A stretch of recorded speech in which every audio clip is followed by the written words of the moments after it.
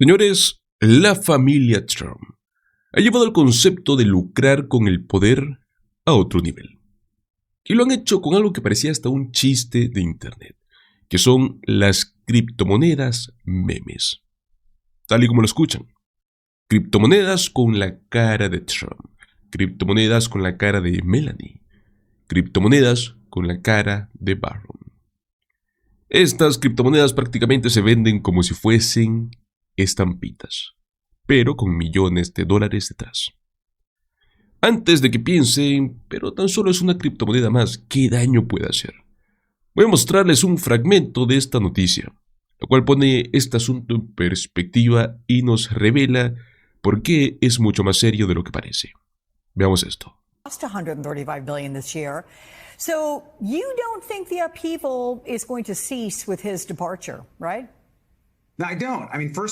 Donald Trump runs a chaotic White House anyways, but let's be clear. What Donald Trump and Elon Musk have done through Doge, and the thing that's hurt the agencies in our government the most is laying off talented people across our government and our agencies. Folks that essentially we've lost basically decades and decades of work, of just their intellect, their commitment to the community, their commitment to the country. That is now gone. We just can't replace people overnight. You can't just bring in someone with that level of experience into the federal government. And so we have really lost a critical part of our government workforce. They wanted to damage the government, and they've done that. But what's really important is Elon Musk walks away with God knows what private information of the American publics.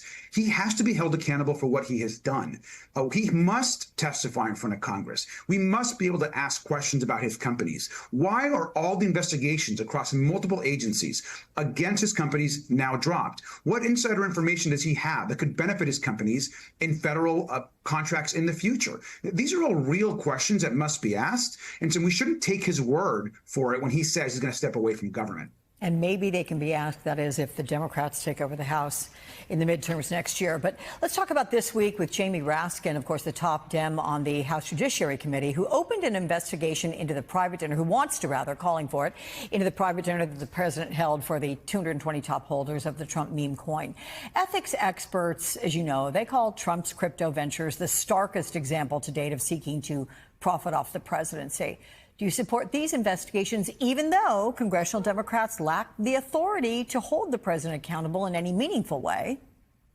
I completely support these investigations. Jamie Raskin is the right person to help lead those. And let's be really clear.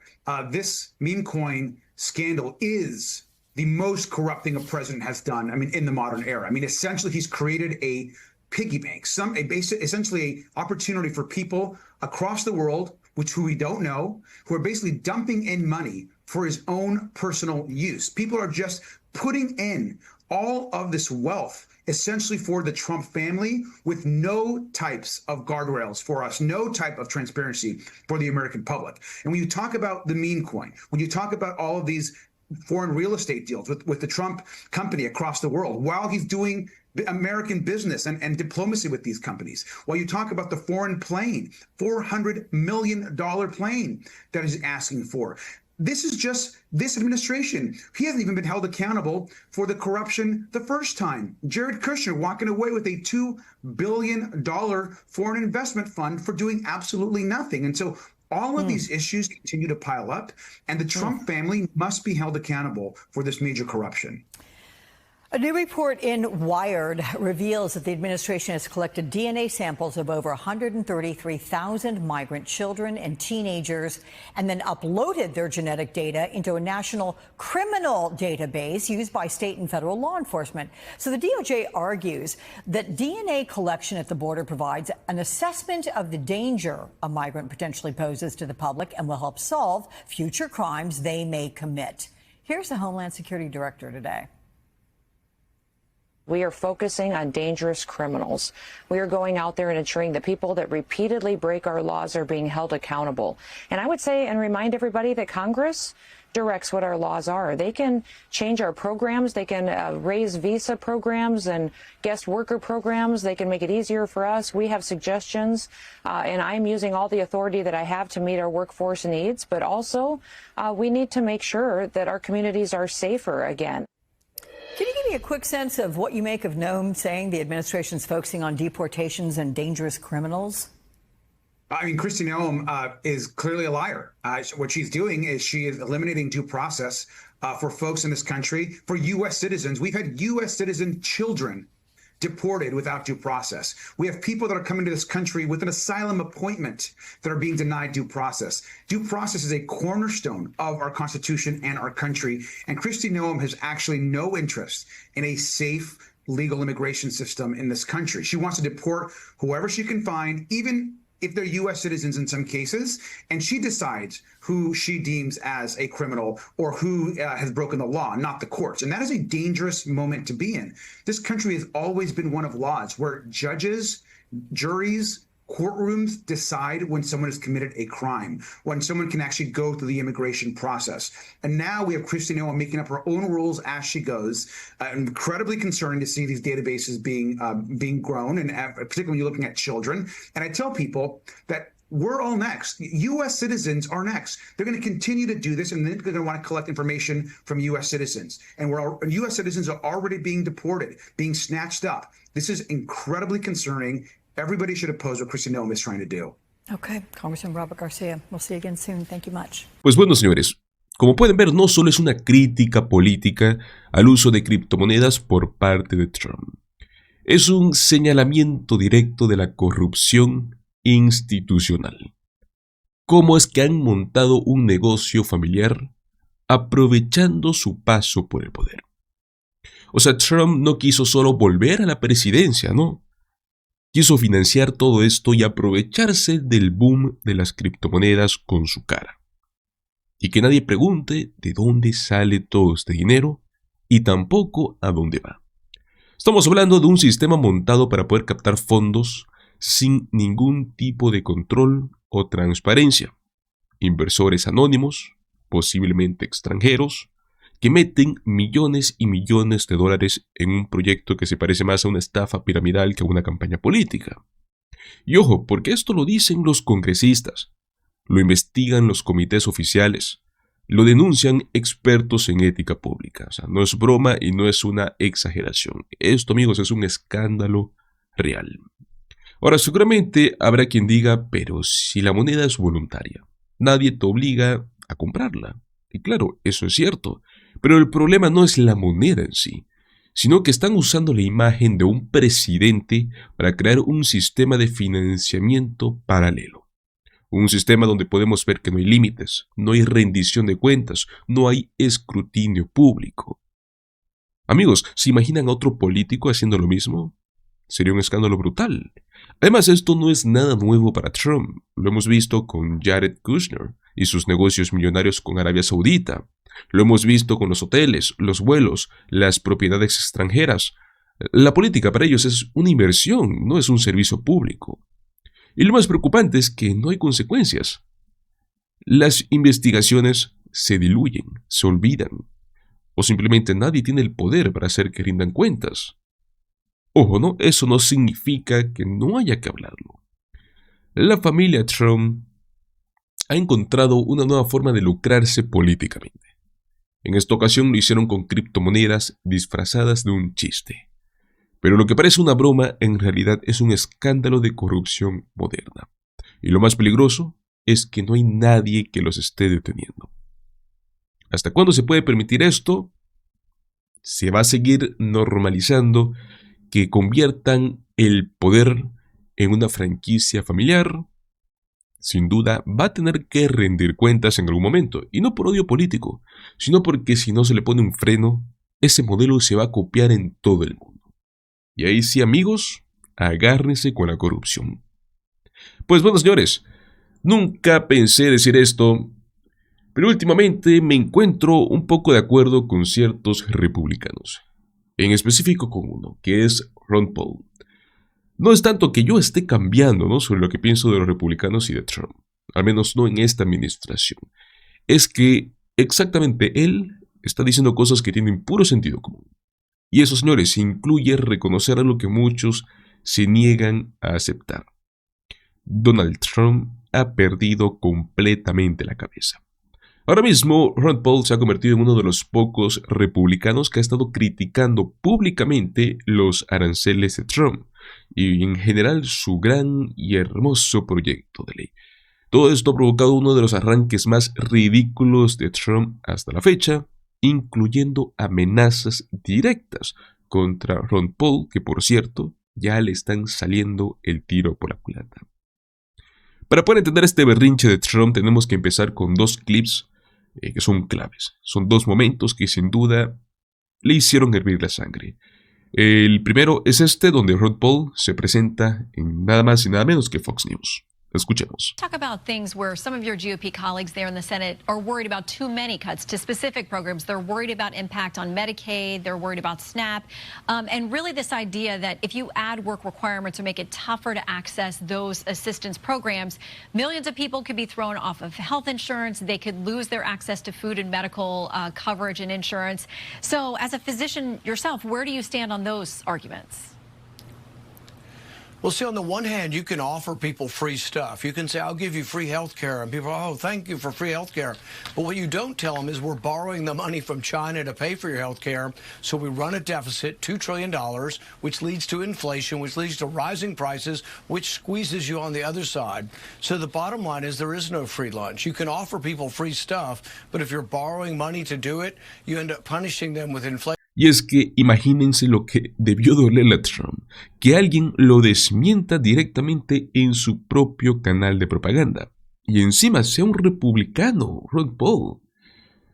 Eso sí le debe aplicar. Bueno, hay muchísima gente en esta audiencia que parece que aún no entiende que los aranceles de Trump son un impuesto directo a ellos mismos, que ese gran y hermoso proyecto de ley en realidad es una masiva transferencia de riqueza de los trabajadores pobres al 0.1% más rico del país, o sea, la gente que más influencia tiene sobre Trump. Si ese mensaje empezara a calar en los televidentes de Fox, yo creo que en este momento la situación sería muy distinta. Y aunque no quiero darle demasiado crédito a Ron Paul, porque sabemos quién es, hay que admitir que sigue insistiendo en el tema. Y este segundo clip probablemente fue el que de verdad le hizo perder la cabeza a Trump. Escuchen. Opposed to what Mr. Trump is doing. Tell us why. Tell us what you're thinking. Well, you know, I'm kind of old-fashioned, Larry. I don't like taxes, and I don't want more of them.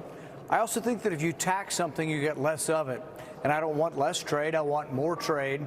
There's a fundamental argument we have to have in this country. Is trade good or bad? The president and his counselors seem to think that in trade someone gets ripped off. The truth of the matter is this, that all trade is mutually beneficial, and really the U.S. doesn't trade with China, you trade with Walmart. So when I go to Walmart, if I pay $10 for a shirt, I want that shirt and they want my $10, and we both go away from the deal having succeeded. We mutually benefited. That's the only reason trade happens. And then if you add it all up and say, oh, China's ripping us off, it makes no sense. Trade deficits are not real accounting. It's a fake accounting, and it doesn't mean anything. What means something is, if you look at trade deficits in proportional to prosperity, the higher the trade deficits, the more prosperity. The lower the trade deficits, the less prosperity. We get a reduction in trade deficits when we go into a recession. We get an expansion of trade deficits when we're in a boom. So really nothing about a trade deficit gives any real useful instruction to the economy. Well, actually, I don't know whether you're surprised or not, but I agree with you about trade deficits. Actually, I've been riffing about it on the show. That's, I think, a lousy... De nuevo, amigos, no voy a poner a Ron Paul como un héroe, pero lo que esto nos demuestra es la cobardía de muchos republicanos, los que no se atreven a hacer este tipo de críticas públicamente. Lo peor es que saben perfectamente que Trump está actuando fuera de la ley. Recordemos que en su momento hubo cortes que frenaron los aranceles porque sabemos que son completamente ilegales. No hay guerra, no hay amenaza, no hay justificación. Trump no tiene el poder de imponer impuestos así como así, y lo saben, pero aún así callan por miedo. Después del colapso emocional de Trump puede que las cosas empiecen a cambiar. Vamos a ver por qué. Miren esto. Trump se volvió loco en su red social en un solo post mezcló un montón de anuncios extraños, como que el S&P había alcanzado un nuevo récord con un ataque directo a Ron Paul. Bueno, esto fue lo que escribió. Sí, el senador Ron Paul vota en contra de nuestro gran y hermoso proyecto de ley. Estará votando junto a los demócratas radicales por un aumento de impuestos del 68% y quizás lo más grave, por el primer default de deuda de historia de Estados Unidos. El pueblo de Kentucky nunca lo perdonará.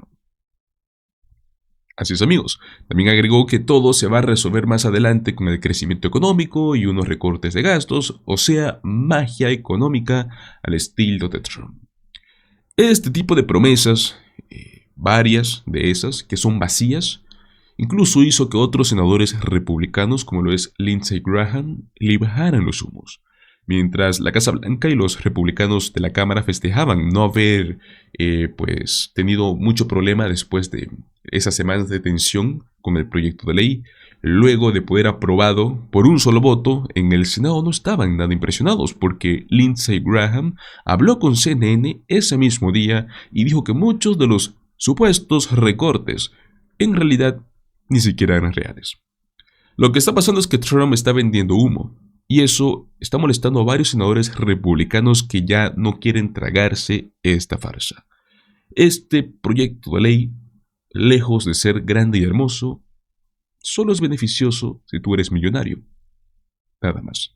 Aún así hay muchos republicanos, demasiados la verdad, que siguen votando ciegamente por lo que Trump dice, aunque eso implique recortar Medicaid o atacar a la clase trabajadora. Un ejemplo, pues, es la senadora de Iowa, Joan Ernst, si no me equivoco. Celebró este proyecto como si fuese una gran salvación. Y terminó soltando una frase, amigos, que se ha convertido en una de las declaraciones más insensibles que se ha escuchado en la política. Sobre eso, Chris Hayes dijo lo siguiente, escuchen. Good evening from New York, I'm Chris Hayes. You know, the more people find out about what Trump's been calling the big, beautiful bill, the less they like it. And it seems every time a Republican member of Congress meets with their own voters, they get more than an earful. And that's because all across the country, both in blue states and in red states, there are millions of voters fed up with Trump's attempts to subvert American democracy and the rule of law, as well as his wildly unpopular legislative agenda. Now, the core of the, what you might call big bad bill, is a scheme to gut Medicaid. The actual bill, plus Republicans refusing to renew expiring tax credits, could kick nearly 14 million people off their health insurance, according to the nonpartisan Congressional Budget Office, currently run by a Republican appointee that the Republicans have been slagging, of course. Now, all of that would pay for tax cuts for the very wealthy and big corporations, and don't forget, people inheriting estates of $20 million. Important they get one, too. Along the way, it is possible this also might trigger $500 billion in additional cuts to Medicare. Okay, all of that is very, very unpopular. People don't like it. Republicans know this and don't want to defend the bill. So most of them are either hiding from their constituents or lying to them about what the bill does, or both. And the small group of Republicans who are actually facing the people they are elected to represent, like I said, getting a real earful. We've been tracking these town halls in the House, but today it was Republican Senator Joni Ernst of Iowa's turn. She faced her constituents at a town hall she held at 7:30 in the morning. So when we're talking about the corrections in this reconciliation bill, again, it's corrections of overpayments and people that have not been eligible for these programs by law as it is currently written. So when you are arguing about illegals that are receiving Medicaid benefits, 1.4 million, 1.4, they are not eligible, so they will be coming off. So people are not, well, we all are going to die. So for heaven's sakes, folks, okay, no, but what you don't want to do is listen to me when I say that we are going to focus on those that are most vulnerable. Those that meet the eligibility requirements for Medicaid, we will protect. We will protect them. just to be clear, there's like 10 million plus American citizens that are going to be kicked off Medicaid, according to the CBO's own estimates, again, run by a Republican currently. Now, I suppose the best thing that can be said about that response from Joni Ernst, we're all going to die, is that it is, I suppose, a refreshingly honest articulation of what I would say is a kind of a core Republican ethos, at least when it comes to policymaking for the poor and vulnerable. It's an ethos we have seen time and time again, particularly remember during the COVID pandemic, you saw a fair amount of Republican members at the time saying, we're all going to die. As you might expect, a reception for the senator's answer has not been glowing.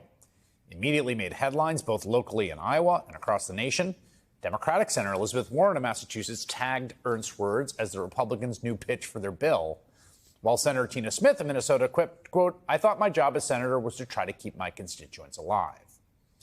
Having said all that, this is a 1,000-page bill.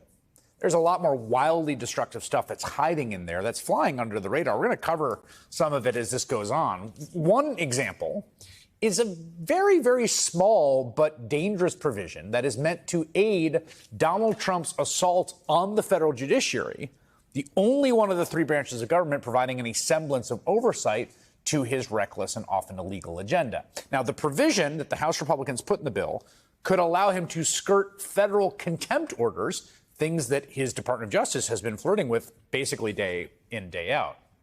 This week, voters tried to make Republican Congressman Mike Flood of Nebraska answer for that. I do not agree with that section that was added to that bill. This provision was unknown to me when I voted for the bill. This morning, Senator Ernst was also made to answer for it.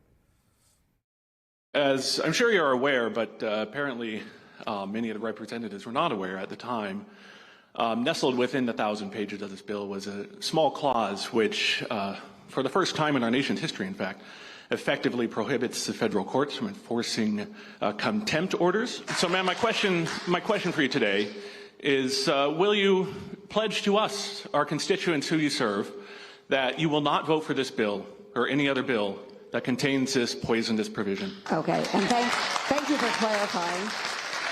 So one thing that I will explain, because we have a lot of subject matter experts here in the room, is that the House has written one version of a bill. The Senate is taking up our own version of the bill. The two will be married together at some point. There is a rule called the Byrd Rule. Silence. So the Byrd Rule states that anything that goes into our package in the Senate, it can't be policy. It can't be policy. It has to be focused on mandatory spending.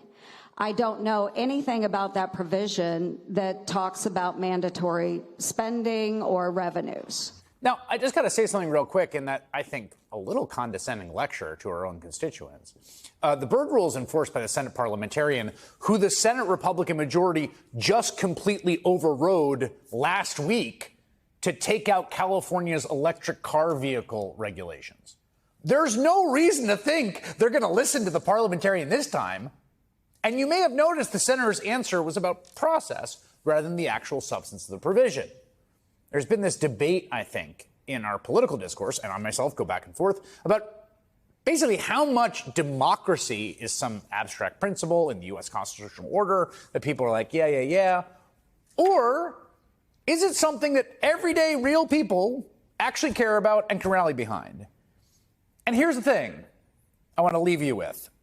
There are people who got up this morning at the crack of dawn in red Iowa, state with Republican representation, went for Trump, to go talk to their senator, doing everything they can as informed citizens because they do believe in this country's constitutional order and they are trying to protect it. And I think there are more of them than Republicans are betting on.